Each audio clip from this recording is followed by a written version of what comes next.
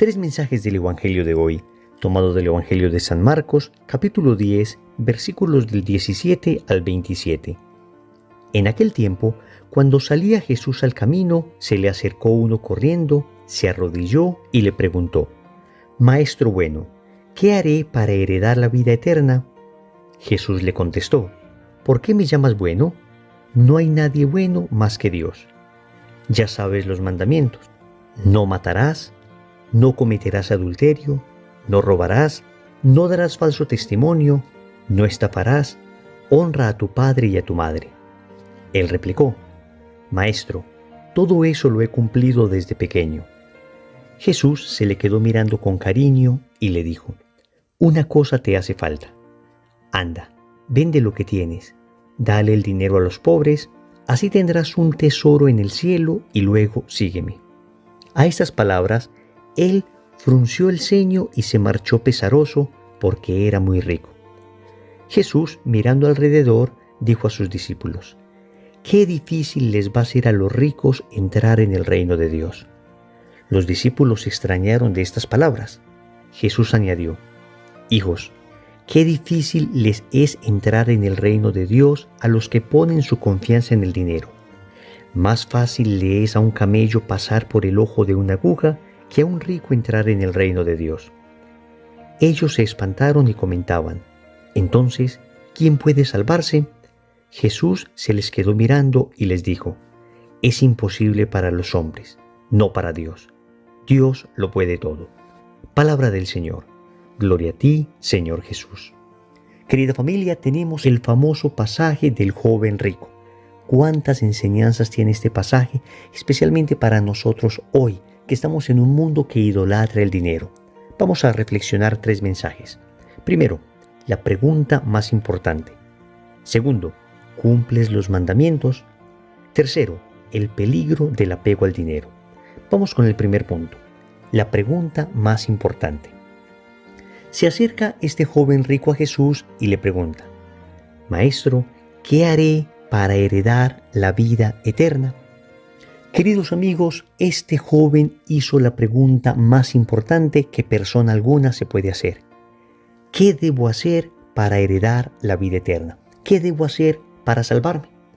Recordemos ese famoso poema del siglo XVI de un fraile llamado Pedro de los Reyes, que dice así: «¿Y yo para qué nací? Para salvarme. Que tengo que morir es infalible. Dejar de ver a Dios y condenarme, triste cosa será, pero posible. Posible, y río y duermo y quiero holgarme. Posible, y tengo amor a lo visible. ¿Qué hago? ¿En qué me ocupo? ¿En qué me encanto? Loco he de ser, pues no soy santo». Hasta aquí el poema de este famoso fraile. Amigos, la pregunta por la salvación es la pregunta por excelencia del ser humano. Es la que le da el sentido a la vida. ¿Por qué estoy aquí? ¿Hacia dónde tiende mi vida? ¿Hacia dónde se dirige todo eso? ¿Cuál es el fin de mi existencia? Querida familia, la salvación. Entonces, esta pregunta supone fe en quien la hace. El joven rico evidentemente tenía fe. Le faltaba, en cambio, el coraje de dejarlo todo para seguir al Señor. Pero fe sí tenía. Esta pregunta exige pensar en una vida con verticalidad y no solo con horizontalidad. Procedo a explicar.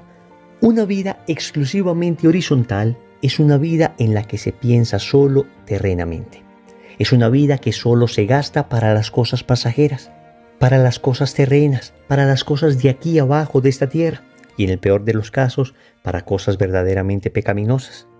Pero en cambio, una vida que tiene verticalidad, es decir, que mira hacia arriba, es una vida que ciertamente piensa en lo necesario para subsistir, pero siempre apunta a la eternidad. Todo lo hace en miras al cielo. El Papa Benedicto XVI, con esa genialidad que le llevaba a resumir misterios profundos en frases sencillas, decía: «El que no tiene razones para morir, no encuentra razones para vivir». Oigan esta sabiduría. El que no tiene razones para morir, no encuentra suficientes razones para vivir. Cuando uno vive de cara a la eternidad, cuando uno sabe que esta vida no es la vida definitiva, cuando uno sabe que está llamado al cielo, cuando uno sabe que el tiempo que estamos acá es bastante corto y que en cambio estaremos una eternidad bienaventurada con Dios, entonces la vida se vive muy distinto. No voy a obsesionarme solamente con acumular cosas aquí porque sé que en algún momento las tendré que dejar, sino que empezaré a pensar en acumular tesoros para el cielo, como dirá Jesús. Empezaré a pensar en aquello que Dios quiere, porque finalmente, al atardecer de la vida, seremos examinados en el amor. Entonces, ya mi prioridad no va a ser acumular, ahora mi prioridad va a ser amar. Mi prioridad no va a ser el egoísmo de una vida excesivamente placentera. No, mi prioridad va a ser la búsqueda de la voluntad de Dios.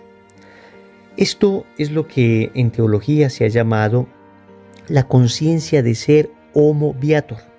Esta palabra homo viator, una expresión latina, significa hombre viajero, algo así como hombre peregrino. Es la conciencia de sentirme peregrino en este mundo.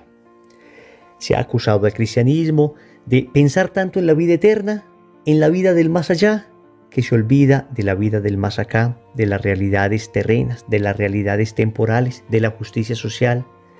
Y volvemos a desmentir esa falsa acusación. Cuando una persona ha entendido adecuadamente que está hecho para el cielo, entonces va a procurar vivir de tal manera la voluntad de Dios que aún en esta tierra va a lograr un cielo para sí y un cielo para los demás. El que vive para la eternidad es una persona que de verdad empieza a ser un cielo para los otros, lleno de virtudes, lleno de generosidad, lleno de caridad, otro Cristo caminando por la tierra. Ya no soy yo quien vive, sino Cristo quien vive en mí. Pero no perdemos de vista que somos homo viator, hombres peregrinos.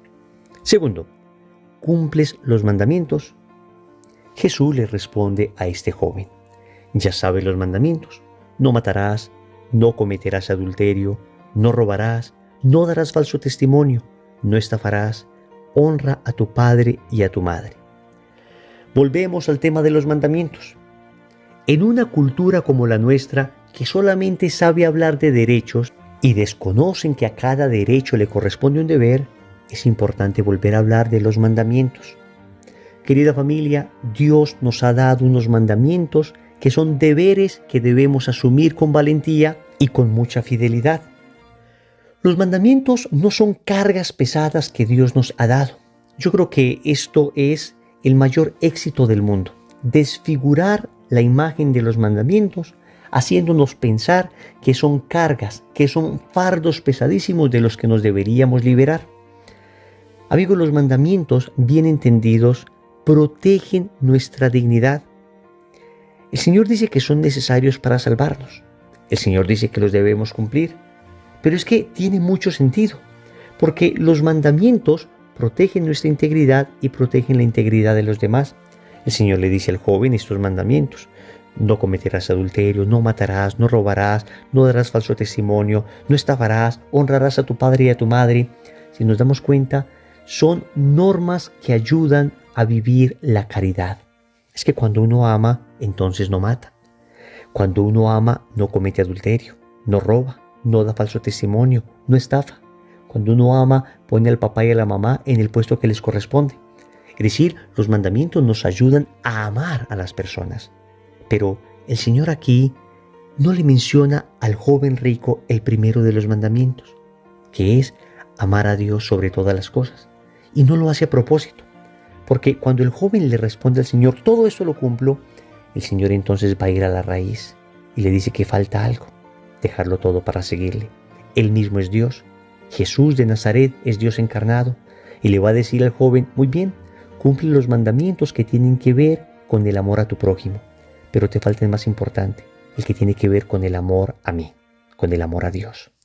Obviamente el joven de alguna manera amaba a Dios, pero, queridos amigos, este joven amaba más al dinero que a Dios, porque cuando Dios mismo le dijo que dejara ese dinero para seguirle, él prefirió el dinero por encima del seguimiento de Dios. Queridos, debemos cumplir los mandamientos, todos, los que tienen que ver con el amor al prójimo, pero fundamentalmente el que tiene que ver con el amor a Dios. Porque cuando se cumple cuando se cumple el primero de los mandamientos, entonces todos los demás sí o sí se deben cumplir. Si decimos amar a Dios y no amamos al prójimo, todavía no amamos adecuadamente al prójimo. Y si decimos amar al prójimo y no amamos a Dios, todavía no amamos adecuadamente al prójimo. Para garantizar un verdadero amor al prójimo, primero debemos poner el amor a Dios en el centro. Tercero, el peligro del apego al dinero. El Señor mirará a los discípulos después de que aquel joven lleno de riquezas se va triste por no ser capaz de renunciar a ellas para seguir a Cristo, y Jesús le va a decir a sus discípulos: qué difícil les es entrar en el reino de Dios a los que ponen su confianza en el dinero. Más fácil le es a un camello pasar por el ojo de una aguja que a un rico entrar en el reino de Dios. Qué tremenda comparación hace el Señor. Algunas personas han tratado de relativizar esta comparación diciendo que el camello sería como un hilo que pasa por el ojo de una aguja. Otros han dicho que más bien el ojo de la aguja es una pequeña puerta que había en Jerusalén y que los camellos tenían que inclinarse mucho para entrar.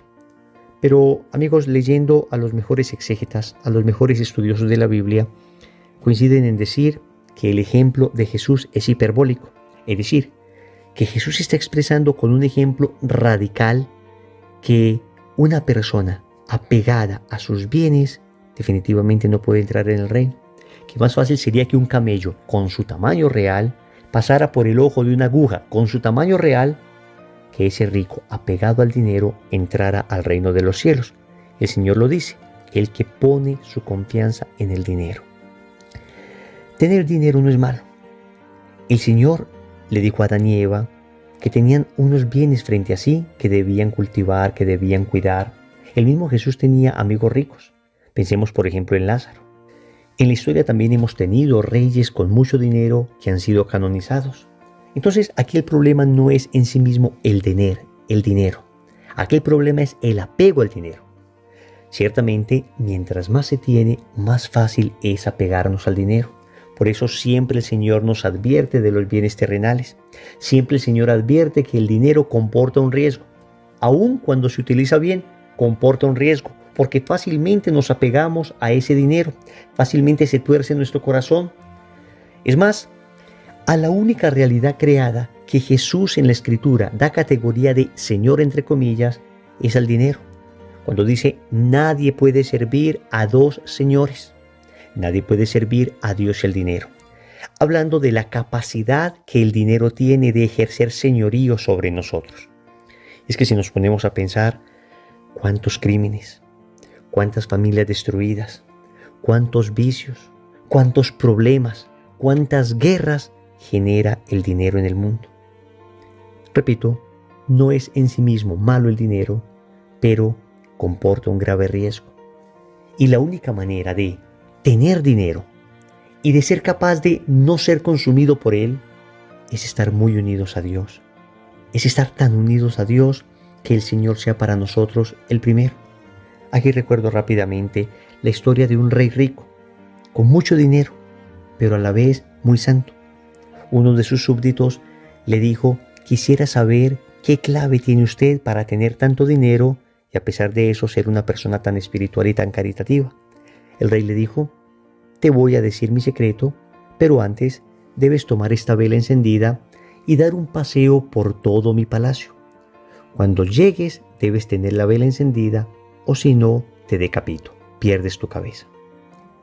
El hombre, muy asustado, recibió esa vela y dio un recorrido por todo el palacio y cuando llegó tenía efectivamente la vela encendida. El rey le preguntó a este joven: ¿qué te pareció mi riqueza? ¿Cuán lujoso te pareció mi palacio? El joven le dijo: no fui capaz de mirar nada más que la vela. Estaba tan preocupado de que no se apagara que no tuve tiempo de mirar nada. Entonces el rey muy sabiamente le dijo: ese es mi secreto. Estoy tan ocupado de que la vela del amor a Dios en mi corazón no se extinga que no tengo tiempo de ver lo que tengo. La moraleja de la historia es clara. Si Dios ocupa el primer lugar en mi corazón, si Dios es el centro de mi vida, entonces nunca terminaré idolatrando el dinero. Le usaré ciertamente para suplir mis necesidades, pero rápidamente pensaré en los pobres del Señor, porque el Señor ha dicho: todo lo que hicisteis con estos pequeños, conmigo lo hicisteis. Tuve hambre y me diste de comer, tuve sed, me diste de beber, estuve desnudo y me vestiste, preso y me visitaste, etcétera, etcétera. Cuando tengo a Dios en el centro de mi vida y Él me bendice con dinero, obviamente un dinero bien habido, un dinero correctamente conseguido, entonces rápidamente voy a desbordar en caridad, rápidamente voy a llevar a este dinero a las manos de quien lo necesita. Supliré mis necesidades y las de los míos, pero inmediatamente pensaré en mi prójimo, en el que está al lado, porque ahí está Cristo. En ese que está sufriendo está Cristo. Y como amo a Dios, entonces voy a desbordar en caridad. Una persona así no solamente no se va a perder, sino que va a ser un rico en el cielo. Óyeme bien, ese rico en la tierra que desbordó en generosidad, será rico en el cielo, en caridad, en obras de misericordia, en gracia y en gloria. Oremos. Amado Señor, hoy nos queremos hacer la pregunta más importante. ¿Qué debemos hacer para salvarnos? Hoy queremos volver a la esencia de nuestra vida y queremos redireccionarla. Hemos estado tan perdidos, tan dispersos en las cosas terrenales, que hemos perdido de vista las eternas. Por eso te damos gracias porque en el Evangelio de hoy nos vuelves a traer a lo esencial y nos llamas a cumplir los mandamientos. Por nuestras propias fuerzas somos incapaces, por eso pedimos la ayuda de tu Espíritu, para que inspirados, iluminados, llenos de su presencia, podamos cumplir esos mandamientos que nos protegen, esos mandamientos que nos llevan a ejercitar la caridad, esos mandamientos que nos llevan a amarte. Finalmente, Señor, hoy te queremos pedir que limpies nuestro corazón de todo apego a las riquezas, que si nos has concedido el don de poseer algo, podamos utilizarlo adecuadamente para suplir nuestras necesidades, pero para desbordar en caridad. Señor, dame lo que me pides y pídeme lo que quieras. Amén. Recordemos entonces, primero, la pregunta más importante. Segundo, ¿cumples los mandamientos? Tercero, el peligro del apego al dinero. Compromiso. Hoy vamos a hacer una obra de caridad. En el nombre del Padre, del Hijo y del Espíritu Santo. Amén.